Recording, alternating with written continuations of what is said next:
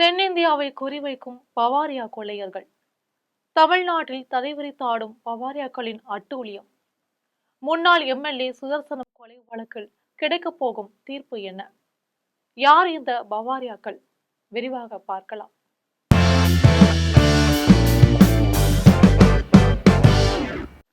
தமிழ்நாட்டில் கொள்ளைகளை நடத்திய குழு ஓம் பிரகாஷ் பவாரியா தலைமையில இருந்துச்சு. ஓம் பிரகாஷ் மற்றும் அவருடைய சகோதரர் ஜெகதீஷ் பவாரியா ஆகியோர் ஏற்கனவே பல்வேறு வழக்குகள்ல தொடர்பான தேடப்பட்டு வராங்க. இந்த கும்பல் பொதுவா தென்னிந்தியா முழுவதும் தேசிய நெடுஞ்சாலைகள்ல அமைந்துள்ள வீடுகளை தாக்கி கொள்ளை மற்றும் கொலை சம்பவங்கள்ல ஈடுபட்டுட்டு வராங்க. யார் இந்த பவாரியாக்கள் என்பதை பற்றி பார்க்கலாம். பவாரியாக்களின் பூர்வீகம் ராஜஸ்தான். பவாரியாக்கள் நாடோடி பழங்குடிகள். ஆங்கிலேயர் ஆட்சியில குற்ற பரம்பரை சட்டத்தின் கீழே ஒடுக்குமுறையை எதிர்கொண்டாங்க.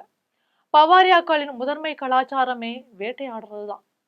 ஆட்சியாளர்களின் ஒடுக்குமுறைகளால நாடு விடுதலைக்கு பின்னர் கொள்ளையே தொழிலாக கொண்ட சமூகம் இது. வட இந்தியாவில இருந்து தமிழகம் உள்ளிட்ட பிற மாநிலங்களுக்கு லாரிகள்ல பொருட்கள் ஏற்றி செல்வாங்க. அந்த மாநிலங்களில் இருந்து திரும்பி வரும்போது தேசிய நெடுஞ்சாலைகளுக்கு அருகில தனியாக உள்ள ஒரு பங்களா வீடுகளை குறி வச்சிருவாங்க. கொள்ளையடிக்க திட்டமிடும் அந்த பங்களாக்கள்ல இருந்து 1 கிலோமீட்டர் தொலைவுல வாகனத்தை நிறுத்திடுவாங்க. அந்த வாகனத்துக்கு துப்பாக்கியுடன் ஒரு கொள்ளையன் காவல்ல இருப்பாரு. இரும்பு கம்பிகள் அல்லது கோடாரிகளால பங்களாக்களின் கதவுகளை உடைத்து உள்ளே நுழைஞ்சிருவாங்க. அப்போ யார் எதிர்த்தாலுமே மிக கொடூரமா தாக்கி இல்ல சுட்டு கொலையுமே செஞ்சிருவாங்க. தங்களை சுற்றி வளைத்து யாரும் பிடித்து விடாம இருக்கிறதுக்காண்டி உடல்ல எண்ணெய் இல்லது வழுக்கும் திரவங்களை பூசிப்பாங்களாம்.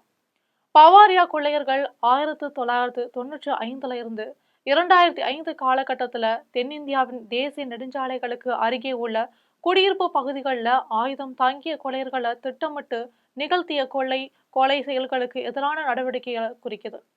பவாரியா கொள்ளை கூட்டத்தினர் பல்வேறு மாநிலங்கள்ல குற்ற செயல்களில் ஈடுபட்டிருக்காங்க.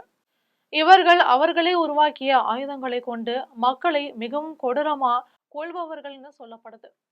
தென்னிந்தியர்கள் தங்க நகைகள் அணியும் வழக்கம் மிகுந்து இருப்பதால அவர்களை தென்னிந்தியாவை குறிவைத்து தாக்கியிருக்காங்க.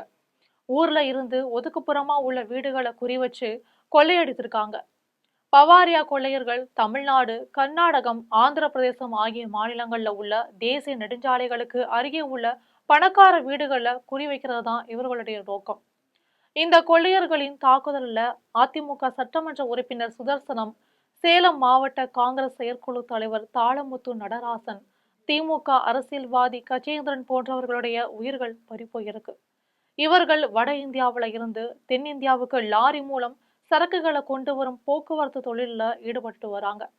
சரக்குகளை உரிய இடங்கள்ல இறக்கிய பிறகு அருகில உள்ள பணக்கார வீடுகளை குறிவைச்சு தாக்குறதுக்கு நிற்பாங்க. தேவையற்ற வன்முறையின் மூலம் உயிரிழப்புகளை ஏற்படுத்துவாங்க. திருப்பெரும்புதூரில் கொள்ளையடிக்கும் போது ஒரு பள்ளி மாணவியை கொன்றதுடன் அவளது பெற்றோர்களை கடுமையா தாக்கியிருக்காங்க. 9 மாவட்டங்களில் 200க்கும் மேற்பட்ட வழக்குகளில் பவாரியா கொள்ளையர்கள் தேடப்பட்டுட்டும் வராங்க. இந்த பவாரியா கொள்ளையர்களை அடிப்படையாக வச்சுதான் தீரன் அதிகாரம் 1 என்ற திரைப்படமே வெளியாகியிருக்கு. இதுல பவாரியா கொள்ளையர்களை தேடி கைது செய்யும் நாயகனாக நடிகர் கார்த்திக் நடிச்சிருக்காரு. இதில் அடங்கும் வழக்குகளில் ஒன்றுதான் முன்னாள் அதிமுக எம்எல்ஏ கே சுதர்சனம் கொலை வழக்கு. இந்த வழக்குல சென்னை கூடுதல் அமர்வு நீதிமன்றம் இப்போ பரபரப்பு தீர்ப்பு வழங்கியிருக்காங்க. 2005 ஜனவரி 9 அதிகாலை 2:45 மணி அளவுல கும்மிடிப்பூண்டி தொகுதி முன்னாள் எம்எல்ஏவும் பிற்படுத்தப்பட்டோர் நலத்துறை அமைச்சராகவும் இருந்த கே சுதர்சனம் பெரியபாளையம் அருகே தானா குளத்துல உள்ள அவங்க வீட்டுல உறங்கிட்டு இருக்காங்க. அப்போது வீட்டுக்குள்ள புகுந்த இந்த பவாரியா கொள்ளை கும்பல் சுதர்சனத்தை துப்பாக்கியால சுட்டு கொண்டிருக்காங்க. அது மட்டுமில்லாம அவருடைய மனைவி மற்றும் மகன்களை தாக்கிவிட்டு 62 சவரன் தங்க நகைகளை கொள்ளையடித்து சென்றிருக்காங்க. தனது கட்சி எம்எல்ஏ கொல்லப்பட்டதை தொடர்ந்து முன்னாள் முதல்வர் ஜெயலலிதா அப்போதைய ஐஜி ஜாங்கீர் தலைமையில தனிப்படை அமைத்து குற்றவாளிகளை சுட்டு பிடிக்கும்னு உத்தரவு பிறப்பிச்சாரு. இந்த கொலை வழக்குல ஹரியானா மற்றும் ராஜஸ்தான் மாநிலங்களை சேர்ந்த பவாரியா கொள்ளையர்கள் ஈடுபட்டது விசாரணையிலேயே தெரிய வந்துச்சு. இதையடுத்து ஐஜி ஜாங்கீர் தலைமையில அமைக்கப்பட்ட தனிப்படைகள் கொள்ளையர்களை கைது செய்வதற்காக ராஜஸ்தான் வரை போனாங்க. இந்த வழக்குல தனிப்படை போலீசார் 32 பேர் மீது வழக்கு பதிவு செய்து ஹரியானாவை சேர்ந்த ஓம் பிரகாஷ், ஜெகதீஷ் உள்ளிட்ட 9 பேரை கைது செஞ்சாங்க. இதற்கு பின்னர் ஜாமீன் பெற்ற 3 பெண்கள் தலைமறைவாகிட்டாங்க. கைது செய்யப்பட்டவர்களில் ஓம் பிரகாஷ் பவாரியா உட்பட 2 சிறையிலேயே உயிரிழந்துட்டாங்க. ஜெகதீஷ், ராகேஷ், அசோக் மற்றும் ஜெயில்தார் சிங் ஆகிய 4 பேருக்கு எதிரான வழக்கை சென்னை மாவட்ட ஆட்சியர் அலுவலக வளாகத்தில் உள்ள சென்னை கூடுதல் அமர்வு நீதிமன்றம் நீதிபதி ஆபிரகாம் லிங்கன் விசாரித்து வந்தார். வழக்குல 86 பேர் காவல்துறை சாட்சிகளாக விசாரிக்கப்பட்டுச்சு. வழக்கில் 86 பேர் காவல்துறை சாட்சிகளாக விசாரிக்கப்பட்டாங்க. அனைத்து தரப்பு வாதங்களும் நிறைவடைந்த நிலையில கடந்த நவம்பர் 21ஆம் தேதி தான் தீர்ப்பு வழங்கப்பட்டுச்சு. ஜெகதீஷ், ராகேஷ், அசோக் ஆகிய மூவரும் குற்றவாளிகள் என அறிவிக்கப்பட்டுச்சு. இவர்களுக்கான தண்டனை விவரம் வரும் 24ஆம் தேதி அறிவிக்கப்படும்னு நீதிபதி தெரிவிச்சிருக்காரு. தமிழகத்துல பவாரியாக்களோட சம்பவங்கள் என்னென்னு பார்க்கலாம். 1995 ஜூன் 7ஆம் தேதி நடந்த இந்த கொலை சம்பவத்துல ராணிப்பேட்டை மாவட்டம் வாலாஜாபேட்டையில ரூபாய் 50,000 கொள்ளையடிக்கப்பட்டு ஒருவர் கொலை செய்யப்பட்டிருக்காரு. இதுல 3 பேரும் காயமடைஞ்சிருக்காங்க. இதே மாதிரி 2001ல அவினாசி, தர்மபுரி, சேலம் மாவட்டங்கள்ல 3 கொள்ளை சம்பவங்கள் நடந்துச்சு.